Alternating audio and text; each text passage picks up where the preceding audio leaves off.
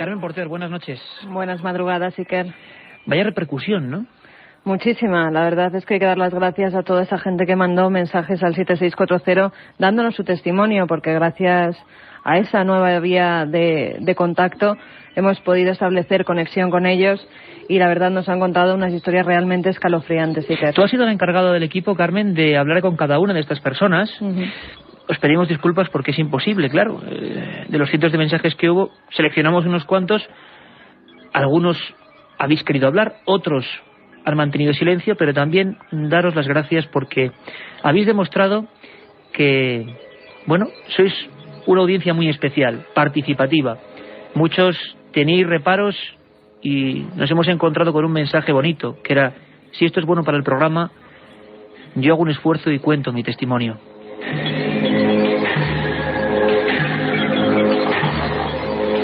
Carmen, casos de todo tipo que vamos a ir desgranando en una experiencia, creo que, pues distinta, y abrimos ya las vías de contacto para que esta misma noche también tengamos esa forma de conocer casos distintos y muy parecidos en su forma, en su nexo, en el terror que provocan.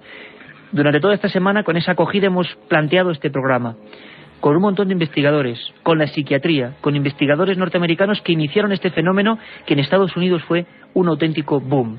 Abrimos ya las líneas, ¿te parece, Carmen? Claro que sí, quería. Además, daremos buena cuenta de los mensajes que nos lleguen a ese 7640, ya sabéis, palabra clave, milenio, espacio y lo que vosotros queráis. Si habéis tenido un visitante de dormitorio, pues por favor contarnos vuestra historia, cómo van a hacer, y luego escucharéis muchos de los oyentes de Milenio 3 a los que hemos llamado y con los que hemos contactado. 7640, palabra clave, milenio, espacio y el texto que vosotros queráis. Y además, hoy, como siempre, un sorteo especial para, bueno, culturizarnos por lo menos en el mundo del misterio. Un libro que habla de estas cosas. Se llama Humanoides, lo escribió Javier García Blanco, editorial Edad, y el subtítulo era más que expresivo para la noche de hoy. Una noche, advierto, una noche, aviso, fuerte, dura en su contenido. El libro se llamaba, como digo, Humanoides, y ese subtítulo era Encuentros con entidades desconocidas. Katia Rocha, Carlos Barroso, Carmen Porter, por supuesto, vuestro amigo Iker Jiménez, y hoy con una participación muy especial, ya veréis qué sonidos, nuestro lugarteniente en la nave del misterio, que ya está a oscuras, como este estudio número 1 de la cadena SER, don Juanma Rasquet. La otra realidad. Fenómenos extraños. Milenio 3. En la SER.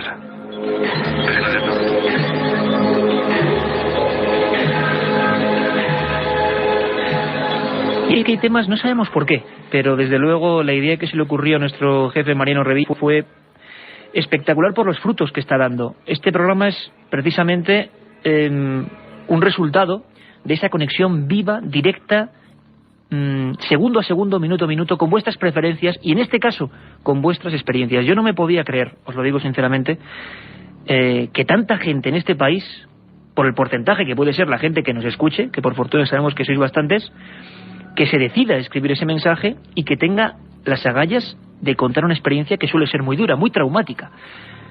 Pues si hacemos una mínima encuesta, una mínima estadística, nos daremos cuenta de que son muchos. Pero os voy a dar un dato interesante, un dato francamente inquietante. El fenómeno no es nuevo, ni mucho menos, a pesar de que en los años 80 es cuando toma carta de naturaleza. Yo tengo en la mesa de este estudio uno, como siempre, piano al fondo, nuestros amigos de la SER en su retrato, La penumbra, como no, y dos libros importantísimos. Sabéis que siempre nos rodeamos de los documentos originales. Uno dice Communion, Whitley Strieber.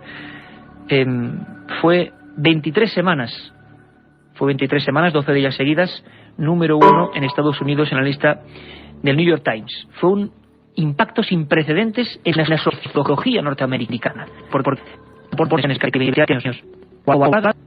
y dos ojos almendrados que me miran inquisitivamente. Y el otro, que quizás piensan, algunos critican, que parió, si se puede decir esa frase, este fenómeno, y lo hizo popular. Bud Hopkins, su libro se llamaba Intrusos. No se había escrito nada igual nunca en el país. Y decía el subtítulo, la sorprendente historia que conmocionó a América. Y vaya que si lo logró. Pero como os digo, el experimento no era para nada nuevo. La gente veía cosas, lo que pasa que desde luego, según pasa el tiempo, nuestro filtro cultural las va modificando. Fijaos en el dato, amigos. En 1889, en el mes de junio, la Sociedad de Investigaciones Psíquicas de Londres hizo una encuesta a 17.000 personas. Estaban elegidas aleatoriamente. El cuestionario era lo más singular, sobre todo para esa época, en la que apenas se conocían estos temas. Tan solo el espiritismo empezaba a dar sus balbuceos. La pregunta era, ¿alguna vez, creyendo estar totalmente despierto, tuvo usted la clara impresión de ver o ser tocado por un ser? Y esa impresión, por lo que usted sabe, sospecha que no se debió a cualquier causa física externa convencional. 1.700 personas, repito, la encuesta era aleatoria, era en Londres, aseguraron que sí. Y es más, de esas 1.700, más de 1.400 daban datos de una similitud casi matemática, como nos ha ocurrido a nosotros con vuestras llamadas. Hablaban de fenómenos físicos. Al mismo tiempo de que en mitad de la alcoba aparecía alguien que le miraba, algunos podían ser identificados con personas, conocidos por el testigo, otros no. Ocurrían fenómenos como parálisis, ganas de vomitar, un cuerpo completamente revuelto, temblores e incluso en algunos casos, año 1889, heridas repentinas, algo parecido a ampollas, a quemaduras que surgían en los cuerpos. Todo esto se conocía, todo esto estaba ahí. Sin embargo, hasta que no llegaron esos dos libros que tengo ahora aquí, el mundo moderno no supo de este fenómeno. El misterio ya no estaba en viejas casas, el misterio ya no eran luces en el cielo. El misterio, queridos amigos de Milenio 3, venía a visitarnos a nuestro propio dormitorio. Ahora todos muy atentos, si estáis en la cama, arroparos, porque Carlos Barroso nos va a contar este dato.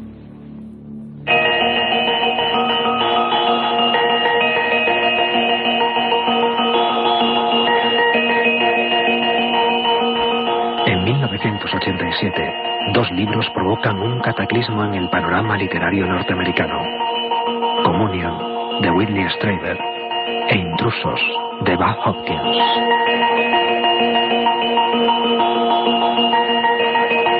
En ambas obras se daba luz verde al nacimiento de un nuevo misterio: los visitantes de dormitorio.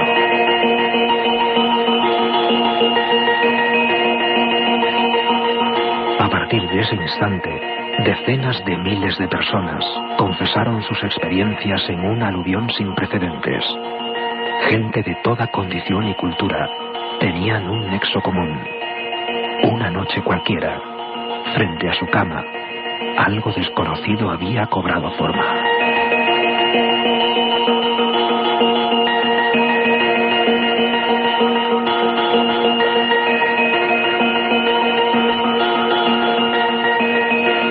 Impacto brutal. Carmen Porter, ¿quién era Whitley Strieber, por ejemplo? Vamos a conocerlo un poco. Vamos a saber por qué este escritor norteamericano montó semejante follón y que tiene, como vemos, secuelas todavía en el año 2003. Whitley Strieber nació en 1945 en San Antonio, Texas. Estudió artes en la universidad de su localidad y guión en la Escuela de Cine de Londres. En los años 80 se convirtió en un afamado escritor de novelas de ciencia ficción y de terror.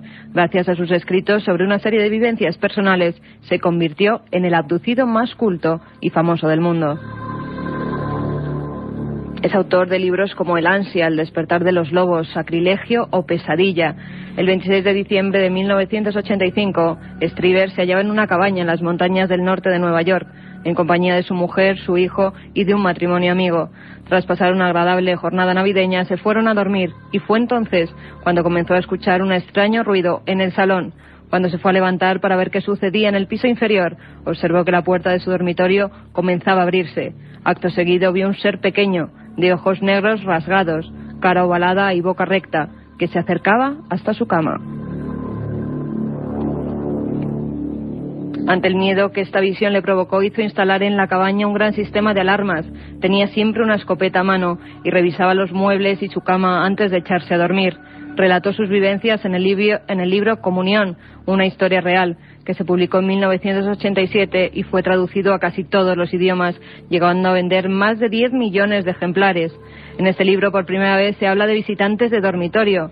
Según el New York Times, Communion alcanzó el primer puesto entre los bestsellers en pocos días, mientras que Intruders, de Bud Hopkins, su compañero, ni siquiera figuró en la lista de los más vendidos. Más de 8.000 personas le escribieron contándole su caso. Esto le llevó a crear la Fundación Communion, que se dedicaría a recoger testimonios, investigarlos y aconsejar a los testigos para saber cómo enfrentarse a este tipo de situaciones. Al poco tiempo disolvió esta fundación. Bueno, pues este era Whitley Strieber. Hay un detalle interesante, y es que el pique, entre comillas, de Whitley Strieber y Bud Hopkins fue tremendo. Eran dos investigadores, dos escritores. Strieber se atrevía a hablar de una experiencia personal. No es como este caso que ahora vamos a contar de Bud Hopkins, que eran, bueno, otros testigos. Él se ponía como testigo de esta historia. ¿Fue una invención? ¿Fue algo profundamente real? Lo cierto es que esa disputa, como decimos, duró muchos años. Mientras Strieber tenía gran predicamento entre los americanos, Bud Hopkins se convirtió en un fenómeno, sobre todo en el resto del mundo. Es muy curioso, porque hablaban que era más serio, que investigó más profundamente y que su fundación, curioso, también tenía otro grupo de autoayuda a esta gente que tenía tantos problemas porque había recibido visitas dentro de su dormitorio, visitas que no podían explicar. Pues dicen que Bud Hopkins consiguió, con el tiempo, profundizar mucho más en la historia. Se le considera, para bien o para mal, el gran experto, el gran iniciador de este enigma. Y ahora vamos a conocerlo. Bud Hopkins nació en 1931 en Wheeling, West Virginia, y se graduó en Arte e Historia del Arte en Oberlin College en 1953. Fue un prestigioso pintor y escultor, recibió varios premios nacionales y sus obras fueron expuestas en los mejores museos del mundo. Un día decidió dejarlo todo para dedicarse al estudio del fenómeno ovni, ya que había tenido una experiencia personal a los 11 años que le había dejado muy marcado. En 1980 publica su primera novela, Missing Time, Tiempo Perdido, y al igual que Strieber comenzó a recibir numerosas misivas en las que le contaban sus experiencias. Hopkins comenzó a definir las abducciones como una epidemia invisible, por lo que comenzó a organizar grupos de autoayuda para abducidos. En 1987 publicó su segundo libro, Intruders, donde asegura que el objetivo de los extraterrestres era crear un híbrido extraterrestre-humano. Pocos meses después de la publicación, la cadena de televisión CBS hizo una serie sobre los casos que Hopkins narraba. Con los beneficios que tuvo con sus libros, Hopkins creó la Fundación Intruders, dedicada al tratamiento, consejo y seguimiento de los protagonistas de estos casos.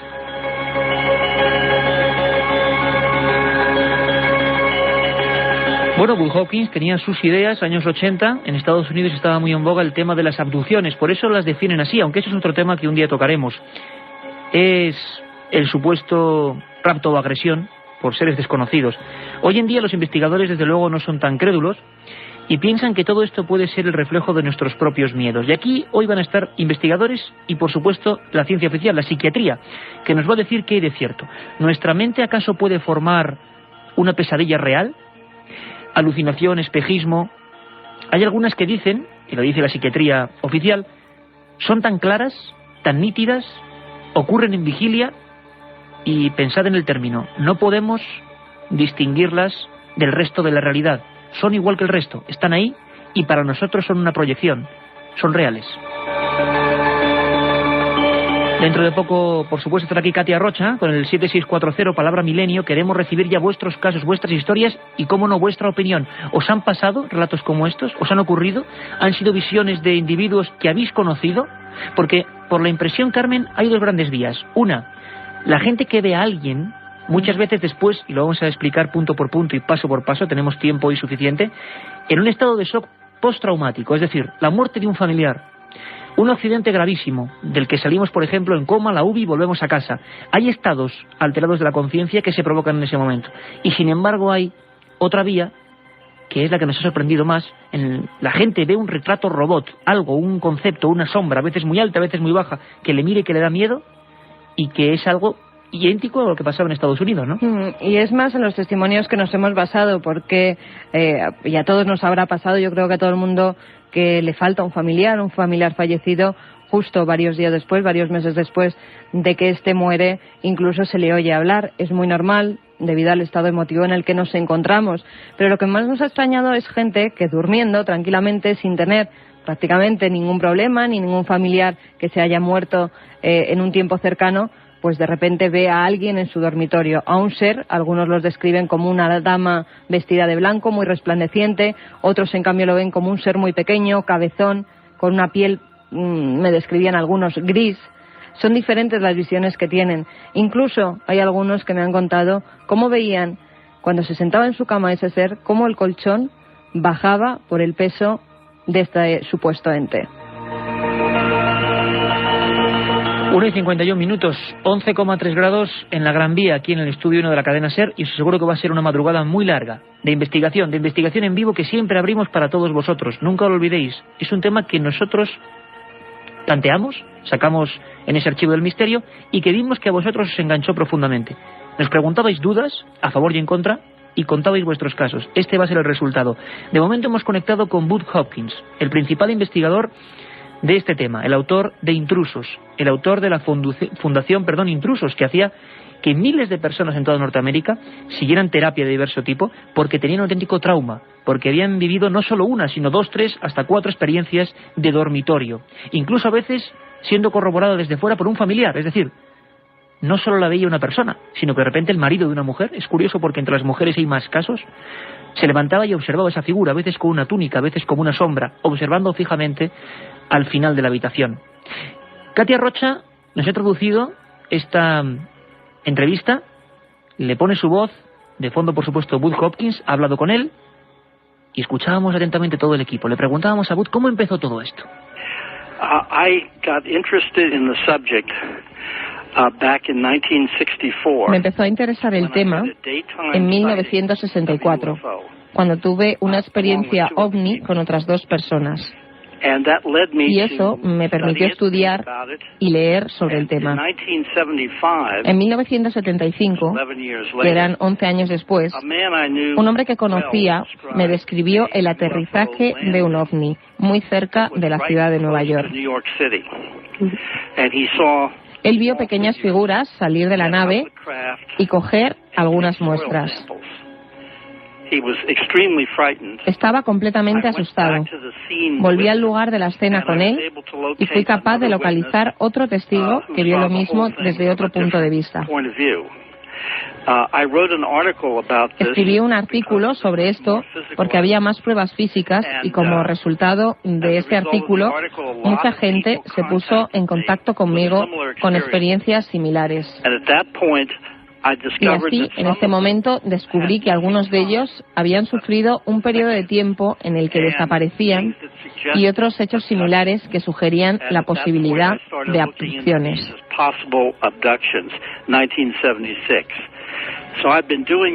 Era ya 1976, así que llevo haciendo esto 28 años.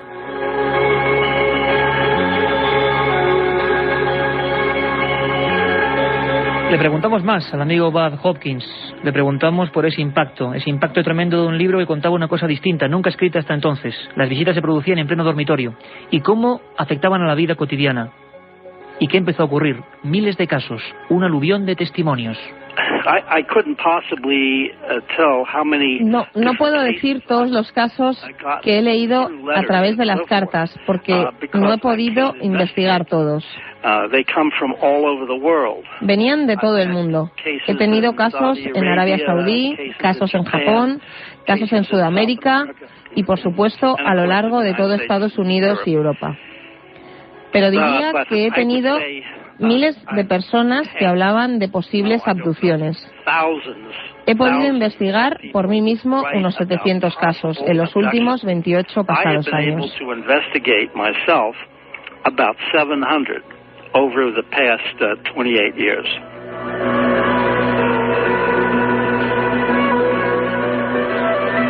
Nuestro compañero y director de la revista Más Allá, Javier Sierra, fue uno de los más activos investigadores en España del tema de visitantes de dormitorio. En la segunda hora sabremos sus conclusiones. Un experimento increíble que se llamó Diana. Luego vamos a descubrir qué es. Nos contaba esto el buen amigo Javier respecto al impacto mundial de Butch Hawkins. El impacto fue tan grande que incluso instituciones médicas tuvieron que tomar cartas en el asunto en los siguientes años, y la Fundación Roper, de un importantísimo magnate norteamericano, financió la publicación de un folleto de más de 100.000 copias que se envió exclusivamente a médicos y psiquiatras de todos los grandes hospitales y centros médicos de los Estados Unidos, en los que se advertía a estos expertos en la salud cómo debían enfrentarse a la avalancha de casos que estaban llegando a sus consultas de personas que decían haber recibido esas visitas extrañas en los propios dormitorios de sus domicilios. Lo que se consideró una epidemia psicológica terminó incluso implicando pues a un premio Pulitzer, profesor de psiquiatría de Harvard, llamado John Mack, que escribió también otro interesante y polémico libro donde defendía que esto no eran experiencias psicológicas, sino que eran experiencias reales de encuentros cercanos con seres de otros planetas. Ahí estaba. Un viaje en busca del misterio. Milenio 3, en la SER. Y este sonido significa, ya lo sabéis, que está por aquí Katia Rocha con un montón de cuestiones, de preguntas, 7640, con la palabra milenio. Katia, buenas noches. Pues sí, un montón de mensajes, y parece ser que nuestros oyentes han tenido diferentes experiencias respecto a este tema. Por ejemplo, cuéntanos. Un oyente, Carrie de Jaén, dice que una prima suya durante cierto tiempo después de la muerte de su madre relataba que despertaba paralizada y con un peso sobre el pecho. Qué interesante, Katia, si me permites, porque vamos a tener casos que hemos hablado con los oyentes, ¿verdad?, de esas dos elementos: visión de un supuesto ser difundo y, sobre todo, agresividad o presión en el pecho. Es que a mí me da mucho miedo. Un oyente que afirma que hace unos 8 años se despertó con la figura de un monje a los pies de su cama mirándole. Madre mía, muy típico también, ¿verdad? No es... Hay más de monjes o clérigos. Nos dice otro amigo que por favor, si podéis firmar los SMS, sí, que llegue, y si queréis también poner desde dónde nos lo escribís, mejor. Nos dice: hola a todos, soy Ben de Sevilla. Vi al despertar cuando era niño un viejo de tez muy blanca y vestido de clérigo, con capa y sombrero negro. Con atuendos antiguos. Qué horror, yo me duermo para siempre. Bueno, y Manuel de Baracaldo dice: ¿cómo debemos reaccionar ante un visitante de dormitorio? A mí me da un infarto, sois geniales, seguid así. Qué interesante, Katia, ¿cómo debemos reaccionar, no? Bueno, pues luego, en la segunda hora, con el doctor psiquiatra José Miguel Gaona, vamos a intentar saber qué se puede hacer en estos casos. También se repiten las experiencias de personas que se quedan inmóviles viendo. Es increíble la similitud, estoy quedando de verdad. Estando totalmente inmóvil en mi cama, vi situarse frente a mí a un ser como una sombra que me observaba. También otros que nos dicen que se quedaban inmovilizados, le cogían de los pies, le sacaban de la cama, pero no era capaz de ver nada. ¿Qué significa? Bueno, desde luego vamos a saber por lo menos que son los mismos fenómenos, mismas sensaciones que tanto en Estados Unidos estos estudios universitarios dejaron claro, como los que hubo en España. Y esta noche, 2003, hoy estamos a 21, ¿no? Bueno, 22, lo que sea. 22 de noviembre, nos estamos dando cuenta que es que el fenómeno sigue exactamente igual, que la gente ve lo mismo. Seguimos. Un chico de 14 años dice que estaba durmiendo y a medianoche abrió los ojos y vio un pequeño humanoide. Estaba paralizado. Cerré los ojos y creo que todo es psicológico. ¿Tú lo crees? Bueno, y también podemos pensar que todo es psicológico, que estamos reflejando nuestros más remotos y terribles miedos. Algunos de los casos, Iker. Porque yo creo que nos vamos a llevar estas sorpresas, porque hasta la psiquiatría oficial nos va a dejar, yo creo, una ventana abierta para decir, bueno, hay un porcentaje que sí, pero hay un porcentaje que la psiquiatría no reconoce ni puede dar explicación. Este va más allá. Dice que se despierta, que nota presencias y que en muchas ocasiones son augurios de malos presentimientos. A su madre también le pasa. O sea, que le ocurre a él y luego pasa algo extraño. Exactamente. Notan, oyen algo y después les pasa algo malo. Bueno, te veo con un sinfín de documentos, es increíble. Y otra vez la misma reacción, Katia, nos estamos dando cuenta. 7640, palabra milenio. Tenemos los 3 libros de Javier García Blanco. Katia, a última hora de la segunda hora que viene ahora, nunca mejor dicho, de redundancias, dará los ganadores, y os esperamos después de los compañeros de los servicios informativos de la cadena SER. Tenemos muchos documentos y una hora un poco, dura. Os esperamos. La otra realidad. Milenio 3. En láser. 1937. 200 personas mueren trágicamente en el santuario de la Virgen de la Cabeza. 1971 aparece el fenómeno de las caras de Belmez. 2003. ¿Qué relación existe entre estos dos episodios? Descúbralo en Tumbas sin nombre. Un apasionante libro de Iker Jiménez y Luis Mariano Fernández. Una tragedia, un misterio, una investigación. Editado por Editorial Edad.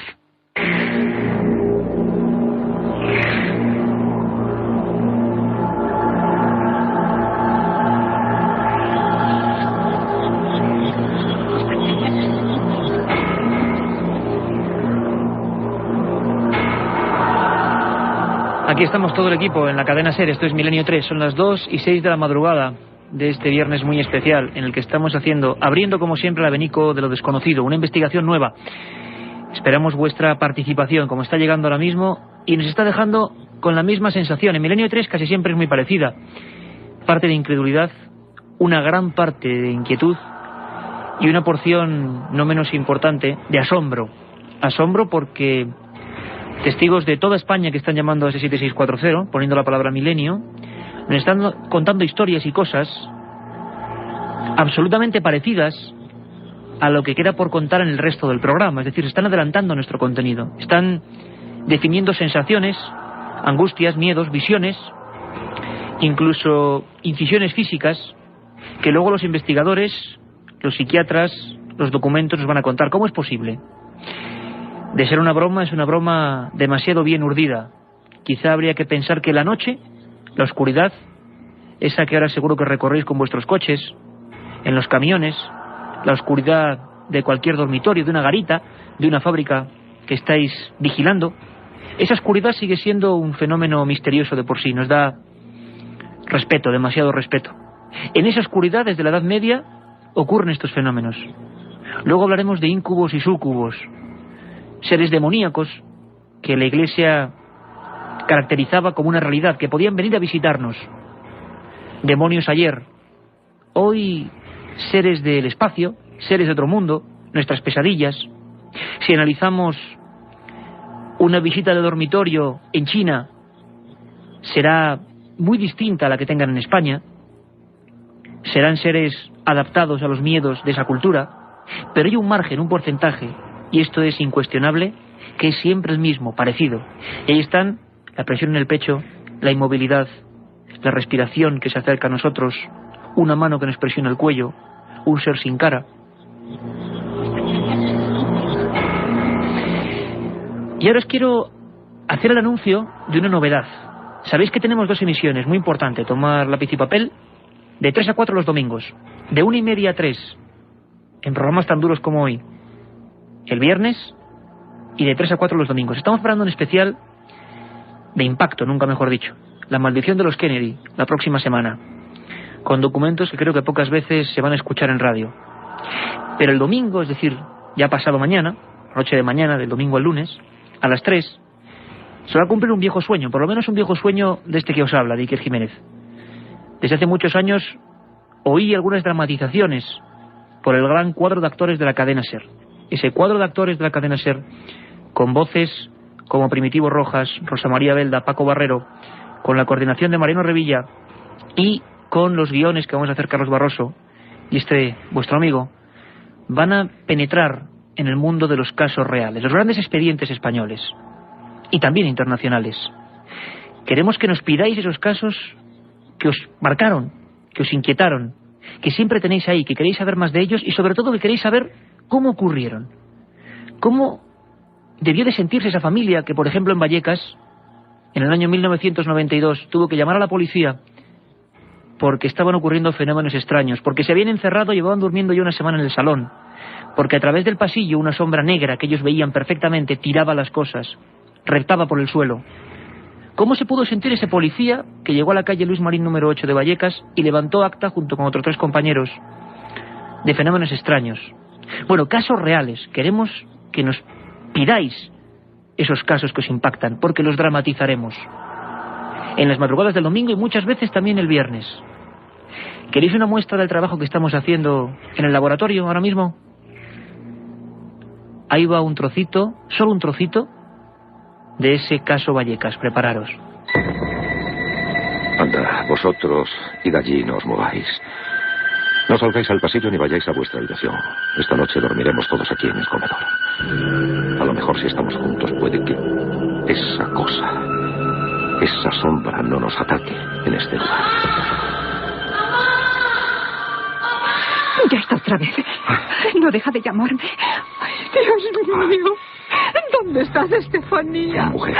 ¿Por qué se te ocurriría jugar con ese maldito juego? La Ouija no es un juego, Tranquila, no lo es. tranquila, mujer. Tranquila. No sabes si es la niña la que te llama. Recuerda que hemos ido muchas veces al baño cuando hemos escuchado su voz que salió de aquí. La otra realidad. Fenómenos extraños. Milenio 3. En la SER. Pues lo dicho, un viejo sueño que se va a hacer realidad a partir del domingo. Ese cuadro de actores magnífico de la cadena SER, recreando los casos que vosotros pidáis y que nosotros con la documentación pondremos en sus manos. Ellos sin duda, ya lo sabéis, pondrán la voz y sin duda la magia. Y ahora seguimos hablando del expediente especial de hoy. Visitantes de dormitorio, un fenómeno, bueno, que se escapa a cualquier catalogación, aunque vamos a intentar aproximarnos siempre a la verdad. Carmen, Andoni de Bilbao, ¿no? Efectivamente, Bilbao, que me contaba esta misma tarde cuando le he grabado. Él tiene 23 años y justamente el año pasado observó un ser gris dentro de su habitación que le miraba fijamente. El caso lo hemos elegido como el caso típico que se contaba por miles de personas en Estados Unidos al mismo tiempo que le ocurrió en los años 80, finales. ¿Escuchamos a Andoni? No sé qué hora sería, noté frío y me levanté para ponerme las mantas y demás. Miré a un costado y vi un ser chiquitín o sentado en un sillón que tengo al lado de la ventana. Era bajito, estaba sentado en la silla, como vestido de negro, con la piel como grisácea y unos ojos negros que inexpresivos, mirándote fijamente. Yo fui a encender la luz y cuando encendí ya no había nada. Digo, ya no dormí más. Y muy mal, muy mal.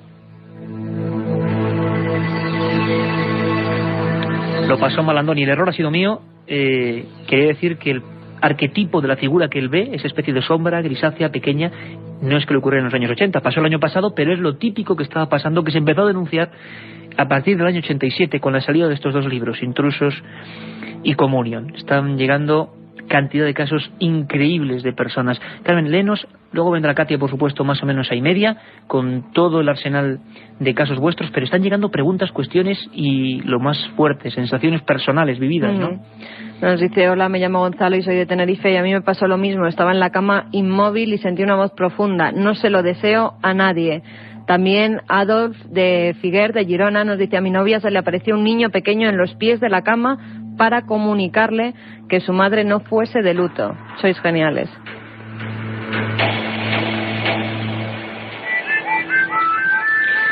Preguntábamos a Josep Guijarro, uno de los investigadores que empezó la investigación en España de estos fenómenos, sobre el testigo tipo. ¿Podríamos hablar de un testigo tipo? ¿De unas coordenadas concretas donde radican las personas más propensas a ver estas cosas? ¿Podría eso acercarnos a un tipo de patología? ¿Podemos hablar de una especie de shock que afecta solo a una parte de la población, muy concreta? Esto nos contaba el buen amigo Josep Guijarro, compañero de Radio Nacional de España y autor del primer libro que se hizo en este país, Infiltrados, seres de 3 dimensiones entre nosotros, un estudio de casos españoles. La mayoría, curiosamente, eran mujeres. Y escuchadme atentamente lo que nos dice Josep Guijarro. Todas las personas presentan una serie de rasgos comunes. Por ejemplo, en el caso de las mujeres, todas padecieron anemia. Todas, sin duda. Todos los testigos presentan un cierto grado de introversión. Su estado psicológico es normal, pero sí que podemos decir que tienen una manifiesta incidencia, digamos, hacia un grado de inteligencia superior. Tienen un IQ, un coeficiente intelectual alto. No son personas tontas, ni mucho menos. Digamos que es como si se seleccionara un personaje muy determinado, con unas características muy determinadas. Pero a nosotros nos sorprendió sobremanera el hecho de que las experiencias arrancaban en la mayoría de los casos, un año después de algún hecho traumático, un accidente, la pérdida de un familiar, algo que establecía una especie de segregación del alma, de cambio de conciencia, que abría, digamos, su mente a un nivel de percepción mayor y, por lo tanto, en el que estos se manifestaban.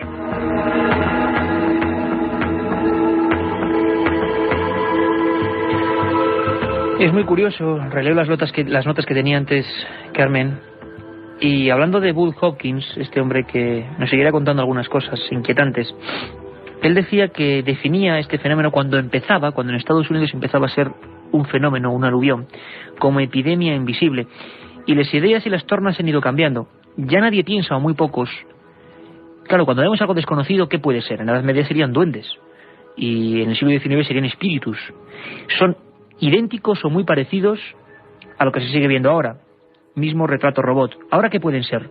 Durante una época más o menos fueron seres de otro mundo, la aventura espacial, la creencia en los ovnis. Bueno, pero eso empezaba a tener demasiados problemas. Estos seres dentro de las habitaciones, quien dice verlos, dice también que se esfuman, que son inmateriales. Parecían más bien proyecciones de nuestra propia mente, o de nuestros sueños. Algo que está ahí y que no parece precisamente físico.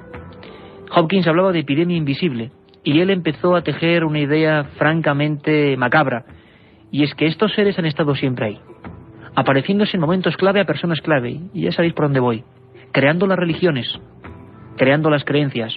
Una aparición en un momento clave significa que tal profeta o tal otro funde una forma de ver la existencia.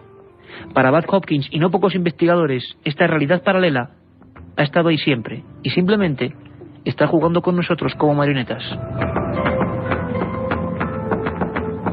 Carmen, la psiquiatría oficial, alucinación, visión, espejismo, sugestión, y sobre todo dos términos que, bueno, a nivel científico explican esto. Visiones o alucinaciones hipnopómpicas e hipnagógicas, ¿qué son? Pues la alucinación hipnopómpica es una alucinación auditiva, visual o táctil que se produce durante el despertar matutino. Cuando nosotros nos levantamos y parece que escuchamos algo en ese mismo, que estás entre la vigilia y el sueño, cuando te vas a levantar de la cama y oyes, como mucha gente, una musiquilla, otras personas ven pues, un ser dentro de su habitación, una luz, una sombra, un reflejo. Los tratados científicos hablaban en este tipo de visiones de que los últimos fragmentos, como si fueran diapositivas de nuestro sueño, se han quedado todavía enganchados de alguna forma en los movimientos no perceptibles del ojo humano, y digámoslo así, nos despertamos repentinamente y entonces algunas imágenes se han filtrado con la realidad. Yo vuelvo a repetirlo, si me permites, Carmen, porque la descripción que nos daban los forenses cuando hablábamos de esto era espectacular. La visión típica, pero científica, explicable, es que tú abras el ojo y lo primero que veas es, por lógica, una imagen que te viene encima, muchas veces una cara. ¿Podría explicar esto el fenómeno de las visitas de dormitorio? Y también la ciencia habla de alucinación hipnagógica. Es un estado entre el sueño y la vigilia, donde los sueños son tan vividos que parecen ser reales. Es una alucinación también auditiva, visual o táctil, como en la anterior definición, pero esta se produce durante el inicio del sueño, cuando estamos a punto de dormir, ¿no? Lo que llaman duermevela, ¿no? A nivel, en Castilla muchas veces, además, a todos los oyentes les habrá pasado que alguna vez están soñando que se caen por un precipicio, incluso se agarran a la cama porque de verdad parece que te estás cayendo. Pues sería en ese momento, cuando se produce esta alucinación o visión hipnagógica. Seguimos recibiendo comunicaciones al 7640 por parte de nuestros oyentes, y lo que hacemos por lógica en este programa, donde vosotros sois los protagonistas, va a ser seguir oyendo vuestras historias, vuestros documentos, pero también, por supuesto, acudir a la ciencia oficial. ¿Qué opina la ciencia oficial hoy en día de este fenómeno? Que sean seres de otro mundo, sean seres de aquí y de allá, o imaginaciones, lo que no hay duda es que es un misterio, porque es un fenómeno social que afecta al ser humano, que afecta a nuestro hermano el hombre. José Miguel Gaona, psiquiatra, nos explica con más detalle qué piensa él, qué piensa a día de hoy la psiquiatría de este fenómeno rotundamente real, pero para ellos explicable. De hecho, cuando uno está durmiéndose, existe, pues por así decirlo, una especie de desconexión paulatina de nuestro cerebro, de nuestra conciencia con la realidad. Y nuevamente, al despertar, ocurre el mismo proceso, pero al contrario, es decir, vuelve nuevamente a ejercerse esa especie de conexión. Entonces, en un momento dado, en el que todos los sentidos no están perfectamente conectados, armonizados con la realidad, por ejemplo, en el mismo momento del sueño, pues pueden provocarse una serie de alucinaciones que de luego se llaman hipnagógicas, y por el contrario, en el momento del despertar existe otro tipo de alucinaciones que son las hipnopómpicas. Y son muy descritas, de hecho, a lo largo de la historia, en la literatura. Muchas veces se les ha atribuido pues alguna relación con fenómenos religiosos, con visiones, etcétera, pero forma parte de la fisiología del sueño. Pero en segundo lugar, uno de los temores, de los más profundos temores en un momento dado durante el sueño, desde luego, es, dado que nos encontramos con nuestra conciencia, con nuestras defensas en niveles muy bajos, es el que otra persona se haya aproximado al lugar en el que nos encontramos refugiados dentro de nuestro propio sueño. Esto sucede incluso con animales mientras están justamente en ese estado onírico. Ahora bien, justamente muchas personas, además, cuando se encuentran especialmente además en el momento del despertar, es decir, cuando coinciden las alucinaciones de tipo hipnopómpicas, pues sufren también de una verdadera parálisis. La pregunta sería lógica. Si esto es absolutamente normal, cotidiano, ¿por qué tanta gente describe sus miedos de una forma tan exacta, como si se enfrentasen a una realidad idéntica? Lo estamos viviendo esta noche, con esos casos que están llegando y que nos están dando elementos concretos que siempre se repiten, que son repetitivos y, repito, sin ninguna conexión entre los testigos, sin ninguna conexión ni de familiaridad, ni de conocerse, ni del mismo lugar, de toda España. Nos está dejando realmente inquietados. Y lo más, sugerente es que los seres suelen ser muy parecidos. Los seres que la gente dice ver. ¿Por qué? Porque son lo más profundo, representan lo más profundo de nuestros miedos, no lo sabemos. Escuchad y ahora nos comentáis.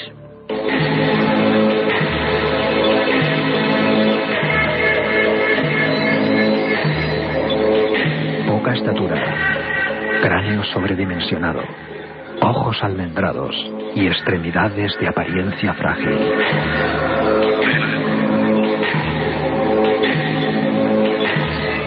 Los relatos analizados tienen un grado de similitud que escapa al factor de la simple casualidad. ¿Quiénes son estos seres? ¿Alucinaciones, espejismos, el reflejo de nuestros miedos o algo rotundamente real?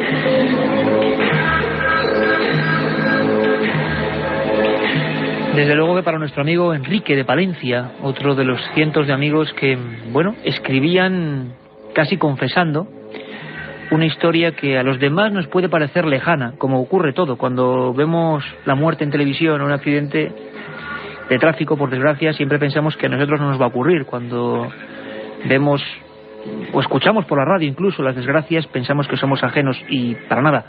La vida está ahí, absolutamente como un hilo que lo envuelve todo. Y también hay un hilo para el misterio, para el fenómeno paranormal.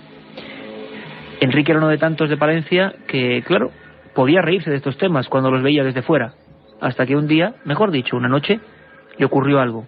Y ya no pudo dudar. Vamos a escuchar a Enrique. Yo dormía al lado de mis padres. Dormía con ellos en una cama al lado, y así que de estos que te despiertas por la noche y de repente me miré a la puerta y vi como una sombra. Yo pensaba que era uno de mis hermanos y eso, pero al ver que ni se movía ni nada y era demasiado alto, porque mis hermanos eran pequeños cuando eso, pues una sombra gris que no se le veía ni la cara ni nada. Y ahí estaba quieto, ni se movía ni nada. Hasta que me giré, intenté dar la luz ya del mismo miedo, llamar a mis padres, pero no podía ni reaccionar. Esto que te entras miedo y que no puedes ni hablar. Fue unos, 10 minutos o así. Y estaba así inquieto, viendo a ver si yo hacía algo o nada. Intentaba llamar a mi madre que estaba al lado, pero no podía. Su madre estaba al lado, él intentaba gritar como una pesadilla, sin duda alguna, pero con la conciencia de estar perfectamente despierto. En España, en los archivos ufológicos más rancios, pero también más clásicos, no encontrábamos fenómenos de este tipo, muy pocos. Hablo de esto porque muchos investigadores han hilado, quizá era lo más próximo en cuanto a misterio, al fenómeno ovni con todo este tipo de cosas. Y es cierto que en muchos casos, incluso dentro de las habitaciones, previo a estas apariciones, han ocurrido pequeños estallidos de luz. Pero me parece, desde luego, unas pruebas demasiado, frágiles para unirlo al fenómeno ovni. Lo cierto y verdad es que en los archivos, como digo, había un caso. Un caso inquietante, uno de los primeros ocurridos en España. Era en la Pobla de Montornés, en Tarragona, y un importantísimo empresario de la zona remitía a un importante también centro de investigación catalán, completamente aterrorizado, devorado por el pánico, una historia como tantas otras, pero es la primera quizá que llegaba a los archivos oficiales de investigación en España. Estaba en su dormitorio, acompañado de su esposa, y escuchó una voz, una respiración, un sonido que era completamente normal en ese momento. Es un chalet completamente aislado. Pensó lógicamente en ladrones. Cuando se despertó, vio que junto a la ventana, pero dentro de la habitación, había un hombre tan alto que tenía que encorvarse para no darse con la cabeza en el techo.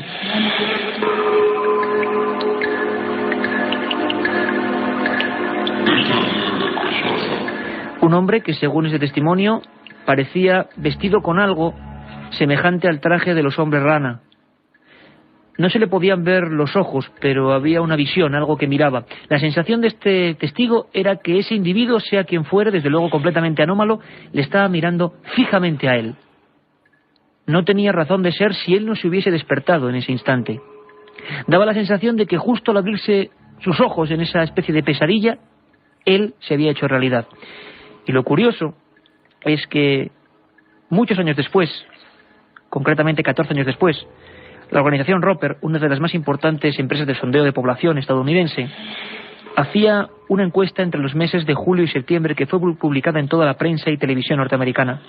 Se encuestó en esta ocasión, y habían pasado 100 años de la anterior con la que hemos empezado en Londres nuestro programa, a 5.947 personas.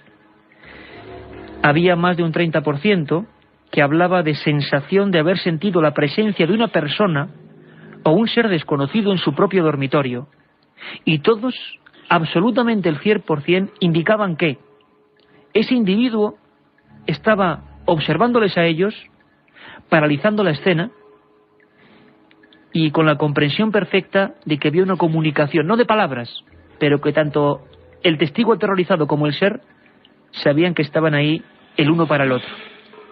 Año 1991, entre los meses de julio y septiembre, encuesta Roper. Esa encuesta Roper, que fue publicada en España en algunos grandes semanarios, motivó que dos jóvenes entonces investigadores, llamados Javier Sierra y Josep Guijarro, iniciaron una historia apasionante.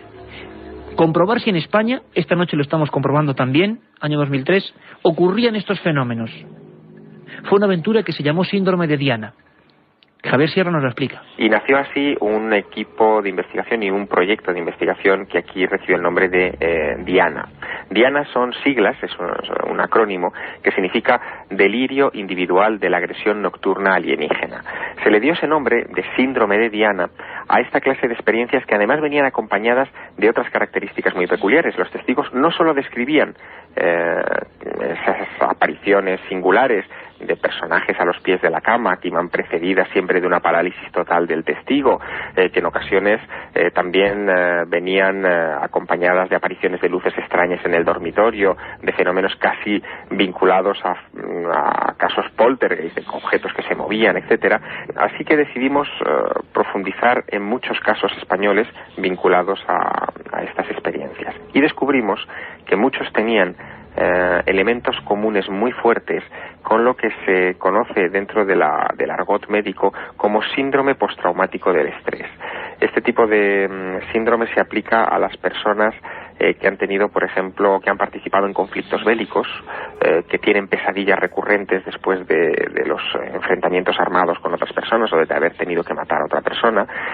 Tienen mucho en común con personas que han sufrido abusos sexuales o algún tipo de comportamiento hostil tremendamente fuerte, a lo cual deducimos que la experiencia de abducción, si bien no podía demostrarse que era algo real, en el sentido de que un extraterrestre les hubiera sometido a pruebas médicas, sí que era algo psicológicamente real, aterrorizante, fuerte, capaz de cambiar el comportamiento para siempre de muchas decenas de seres humanos, también en nuestro país.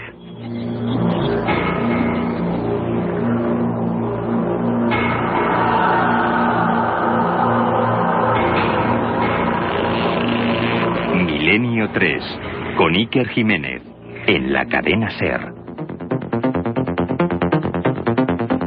Las 2:30 en punto, Katia. Ha sido milimétrica tú también hoy, como los testimonios de nuestros amigos.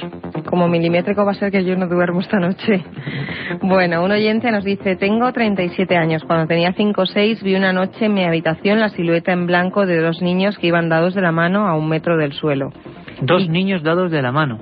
Guiller de Madrid dice que vio una señora muy bajita susurrando, se le acercó y se desvaneció. Desde aquello tengo pesadillas.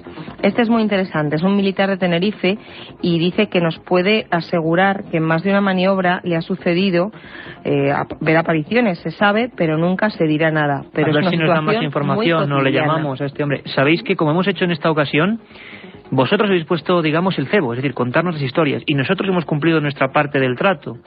Os hemos llamado y os hemos preguntado, como periodistas que somos... Habrá que volver a hacerlo, Iker, porque No. son cientos las de casos que nos están llegando de verdad, y es que cuentan unas cosas terroríficas y además impactantes. Yo tengo una sensación doble. Una, que el fenómeno se escapa por mucho y cada vez seamos más escépticos porque así nos condiciona la naturaleza humana, el fenómeno está ahí y es inquietante. Y otra, que vaya maravilla de audiencia, que no se pueden pedir más cosas. Germán desde Menorca insiste en las soluciones. Dice que está teniendo muchísimo miedo y que sí se han dado casos violentos. Bueno, sí se han dado. Y soluciones. Cuidado, la palabra solución en este programa tiene un tamiz. Nunca hay una solución porque nunca sabemos exactamente qué está pasando, pero desde luego la psiquiatría nos explicará cosas. Diego desde Barcelona: me despertó mi perro ladrando mientras yo sentía una gran presión en el pecho. El perro miraba encima mío, pero no vi nada. Qué interesante. Hoy, de verdad, Katia, hoy lo estás bordando, Katia, porque son casos muy concretos, claro. ¿Cómo es el sexto sentido de los animales, verdad? Hay incluso estudios que han hecho con los animales, con ese sexto sentido, incluso con los dueños, que sabían mucho tiempo antes en el minuto en el que regresaban a casa. Y quien tenga mascotas lo puede saber. Mi perro Brownie ladra siempre una mecedora y encima hay un retrato de mi abuela, muerta. Bueno, seguimos. Un oyente dice que siente como alguien todas las noches se sienta junto a su cama, le toca por encima del edredón y siente mucho calor. Madre mía. Patricio Contreras, que está por aquí con nosotros hoy. Compañero, ¿cómo Buenas estás? Noches. Buenas noches a todos los oyentes de Milenio 3. Y yo creo que asombrado y sobrecogido, ¿no? La verdad es que es un fenómeno... Te tengo que preguntar, has venido aquí, estabas paralizando tus investigaciones. Mira, curiosamente vengo con un caso de visitante de dormitorio. A ver si luego nos lo contáis, De Málaga, de una chica finlandesa que se llama Violeta Tartella, que me narraba hace una semana cómo ella, cuando era pequeña, de los pies de su cama surgió una especie de sustancia líquida. No era humo, sustancia líquida que se transformó en una figura humana, en una sombra, y que desapareció. Incluso recordaba cómo fue el médico para ver si había tenido algún tipo de situación histérica o algún tipo de consumo o intoxicación por sustancias psicotrópicas. Nada. Estás viendo tú, porque estás muy cerquita de Carmen en el estudio, esta pantalla donde nos van llegando los casos. Impresionante la reacción de la gente, ¿no? Hombre, sobrecogedor. Primero que haya una audiencia tan implicada con el programa, de los que estamos hablando, o sea que encima es que están muy puestos, sí. Y sobre todo tan puestos, entre comillas, como dice Katia, porque preguntaban sobre el síndrome de Diana. Vamos a seguir con un montón de casos, pero... Aitor desde Madrid nos preguntaba, antes incluso de que metieras el corte de Javier Sierra, que qué era el síndrome de Diana, si tenía algo que ver Javier Sierra en ello. De repente la regresión es efectiva, que también lo comentaba Hopkins en el libro Intruso. Hay un detalle muy curioso, Iker, Carmen, Katia. Casi todos los movimientos religiosos nacen por situaciones como esta. Por ejemplo, el espiritismo, antes del caso de las hermanas Fox, surge porque hay personas como Emanuel Swedenborg o el pastor Irving, que tienen una especie de visitantes de dormitorios, y ellos en trances de sueño se comunican con seres fallecidos. Y ellos ya hablaban de esa comunicación con el más allá. Eso es peligroso, a ver si nos van a querer acusar de montar una secta. No, sabéis que... El espiritismo nacía de un visitante de dormitorio, de varios, entre comillas. Claro, además nos vas a contar dentro de poco otra historia apasionante, incubos y sucubos, cómo se interpretaban estos casos en la Edad Media. Katia, alucinante. Mira, por último te voy a leer uno que es muy inquietante. En 20 años he tenido 3 visitas. Me despierto sudando y siempre es una cara de hombre a través del cristal de la ventana que se ríe sin hacer ruido. Hoy, Katia, te puedo asegurar que nos estás poniendo los pelos de punta porque eres la voz de los oyentes, junto a Carmen, que nos está salteando con varios documentos. Hablaba de secta, no. La única secta de Milenio 3 es el periodismo. No hay ninguna más. Y el intento de llegar lejos en busca de la verdad. Seguimos esperando esos mensajes, muchos más. intentaremos dar soluciones, vamos a hablar de efectos físicos, vamos a hablar de un montón de cosas en esta media hora que nos queda, pero eran 3 libros de humanoides, Javier García Blanco. De Javier García Blanco, de la editorial EDAF. Son los que sorteamos y luego Katia, antes de que se acabe el programa, dará a los ganadores. A todos esos mensajes que nos lleguen al 7640, ya sabéis la palabra clave, milenio, espacio y el texto que vosotros queráis. Pues de repente aquí entre Katia Rocha, entre Carmen Porter, entre amigos que nos visitan y por supuesto encabezados por nuestro colega y corresponsal Francisco Contreras, y entre las músicas de Juanma Frasquet, pues se ha montado una especie de pequeña tertulia como esas que teníamos cuando éramos casi, ¿te acuerdas? Pequeños, de repente se ha montado una tertulia en la madrugada y esto es un fenómeno bonito, porque y queremos que cuando se montaban esas tertulias a todos nos invadía el miedo y todos conocíamos alguna historia que hablábamos de ella. Yo me acuerdo de esas reuniones, madre mía, qué mal lo pasábamos. Bueno, yo creo que ahora mismo, Carmen, cientos de miles de amigos están viviendo esto con nosotros. Vamos a tranquilizarnos un poco. ¿Qué os parece si hablamos de fenómenos físicos? Fenómenos físicos en los testigos. Nos lo cuenta José Guijarro. Y apareció de la noche a la mañana un triángulo formado por ampollas dibujando el ojo de Dios con su ombligo. Fíjate tú qué simbolismo tan impresionante. Y es curioso porque la mayoría de testigos asocian la figura triangular con la presencia de estos seres.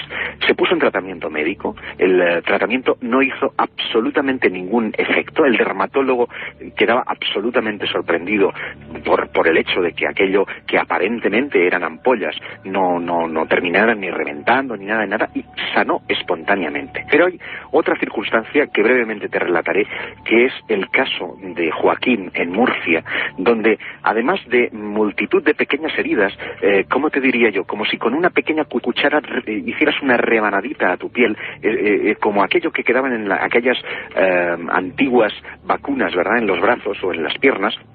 Los testigos en esas zonas donde manifestaron bajo hipnosis que les habían implantado algo, se les encuentra precisamente este tipo de hendiduras. Aquí estamos todos, a las 2:37, en el Estudio 1 de la cadena SER, para toda España y para todo el mundo, porque también a través de internet, a través de www.cadenaser.com y a través de la página amiga de este programa, ikerjimenez.com, nos podéis seguir en un caso en directo y en el otro con las 5 últimas emisiones. Claro, esto, como hemos dicho antes, no es de ahora, ni del siglo pasado, es desde que el hombre es hombre, y como apuntaba nuestro amigo Francisco y nosotros antes también, hasta las grandes religiones han sido motivadas por este tipo de apariciones. Caramba, cuando empecemos a pensar qué hay detrás de todo esto, acabamos haciéndonos un auténtico cacao. Como cacao tenían los inquisidores de la Edad Media cuando hablaban de íncubos y súcubos. ¿Qué es esto, Carmen? Pues los íncubos viene derivado de la palabra latina incubare, significa yacer sobre. El íncubo se describe a menudo como un abrumador peso sobre el pecho. ¿Has visto lo mismo que están describiendo? Nos están describiendo eso, que notan una presión sobre el pecho que no les deja levantarse en muchas ocasiones o que incluso les paraliza. Según el Compendium Maleficarium, es un libro del siglo XVII que escribió Guazo, son seres que pueden adoptar forma masculina o femenina. A veces aparece como un hombre adulto o a veces como un sátiro. Y si se trata de una mujer que se ha consagrado como bruja, por lo general asume la forma de una cabra maloliente. Esto lo decía el célebre Compendium Maleficarum del siglo XVI, que realmente dividió los miedos del ser humano en aquella época. Y los súcubos son demonios que desean cautivar a los humanos para reproducir a los de su raza. Esto es lo que dice la Iglesia, decía en su época. Sería una mezcla entre humano y esa especie demoníaca. ¿Y cómo los describirían? Como una visión idéntica a la que la gente nos está dando hoy con otra perspectiva, claro. Algunos lo describían como demonios que adoptan forma de mujer para tentar a los hombres y arrastrarlos a los placeres carnales. Copulan con ellos como si fuesen hembras auténticas. Y hay incluso muchos nombres que se le da a los súcubos: Abrael, Baltazo, Vietka, Filodano. O sea, la sensación que nos tiene que llevar todo esto en resumen la gente, ¿cuál es? Que desde la Edad Media se están viendo cosas que evidentemente el prisma de la Iglesia, también moralizante en este caso, aporta su granito de arena para dar una verdad, y aquí a estas alturas del siglo XXI, como nadie tiene la verdad, lo que vemos es que hay un fenómeno primitivo que está ahí, que se aparece repentinamente con múltiples formas. Mujeres a veces con trajes vaporosos, hablábamos antes de clérigos o de monjes. Carmen de Murcia, otra de nuestras oyentes, también le daba un toque casi místico, lógico, serán sus creencias, porque vio una mujer, ¿no? Pues sí, es una amiga que hace 3 años tuvo una observación en su propio dormitorio. Era como una especie de resplandor. Observó una dama vestida de blanco que flotaba e incluso Iker llegó a hablarla mentalmente. Escuchamos a Carmen desde Murcia, otra de las amigas que llamó a Milenio 3. Resulta que yo estaba en mi habitación durmiendo y claro, bueno, me desperté porque vi un resplandor muy grande, ¿no? Y resulta que yo digo, pues esto que hay aquí hasta ahora es aquí una luz, pues no sé lo que será. Me despierto, digo, uy, y vi una dama flotando en el espacio. Era un ser muy luminoso que flotaba en los pies de la cama. Era rubia, con el pelo muy largo, llevaba un vestido blanco y flotaba así, parecía como un ángel. Y yo pues me asusté.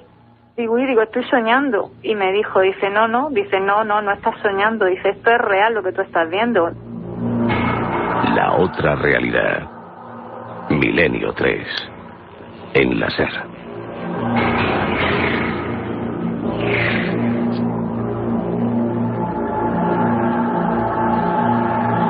Carmen, yo quiero preguntarte, ¿qué diferencia hay entre lo que nos cuenta Carmen de Murcia a si ocurre, por ejemplo, en pleno campo, una visión de la Virgen? Pues es lo que la Iglesia diría, que se trata de una visión de la Virgen. Lo que muchos describirían, por ejemplo, las apariciones de Fátima, es lo que describían, parecido, ¿no? Una mujer vestida de blanco, con una túnica azul, muy resplandeciente. Sería lo mismo, lo que pasa que en este caso fue en el campo y fue vista por 3 niños.